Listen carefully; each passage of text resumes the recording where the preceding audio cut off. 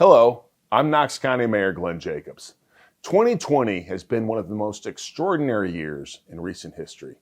Please join me as I continue to visit with small business owners in our community about how this unprecedented time has impacted them, how they are dealing with these changes, and what the future holds. I know you guys have earned some national recognition and pillar of the community here. You do a lot of great work. Well, we appreciate that. We pride ourselves on that. One thing that we wanted to always do if we were going to do this was, number one, be a part of the community where they would be proud of us. Your dad started this business in 1997. Can you tell me about your experience as a minority business owner here in East Tennessee? There were times where, when we put in a bid or we sit around the table and talk to folks about the possibility or to get a job and all that it was tough. I think some of it is just based on at the time, the climate that was in Knoxville. I think some of it is also based on the population. This is not a heavily Black populated part of the country. We do work in Georgia, in the Atlanta area. That's a heavily Black populated part of the country. So I think being in this industry where you don't see maybe multiple Black businesses in the flooring industry, you're trying to figure out how did they get in it? Do they know what they're doing?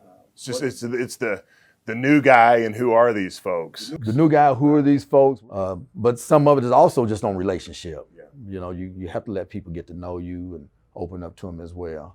And you guys do a lot of work outside of Knoxville. I think the majority of your work is outside of Knoxville. Do you attribute that to just folks other places as being willing to do business with you, or what do you think?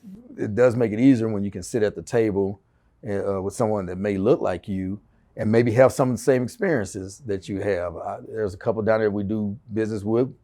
They went to HBCUs. I went to an HBCU. They're in a fraternity. I'm in the same fraternity. So that does help. Black folks, we've lost a lot of businesses.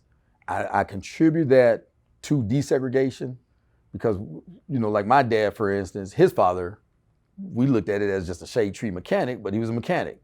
He was able to put kids through school, clothe them, feed them, take care of home. My generation is in the process of trying to get entrepreneurship back in the Black community. I'm in the trade industry. I'm a big proponent of trade. I think the one thing we have to do is make sure we put these trades back in the high schools. And I absolutely agree with you on the trades. I think there's tremendous opportunity in the trades right now. And if I had a young person, I'd be like, learn to become a plumber, an electrician, and you can write your own check. And then if you add some business acumen to that, then you can grow it. You can grow it. I don't think America really knew how much the trade industry was valued until we had the economic crash.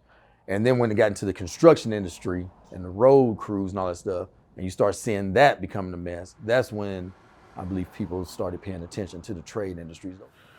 If you were to have to say, what do you think the biggest issue that African Americans in Knox County face? So what you're seeing happening now is still a civil rights issue, but it's also an economic issue. And this is, despite the fact that it's terrible, this is an opportunity to really honestly address some issues and get some real change. There's a combination of things that can be addressed. I think folks just don't need to be scared to talk about it and address it. Yeah. I think that's a piece we also can't forget is the African American community in Knox County is part of Knox County. And we all need to remember that. And when things are better in that community, better for the entire community. Yeah, when everybody's flourishing and economically sound and all that stuff, crime goes down, tensions are low, people are more willing to hang out. You know me, man, there's a happy hour somewhere, so. Well, my friend, thanks for your time and congratulations on a great business and best luck in everything you do.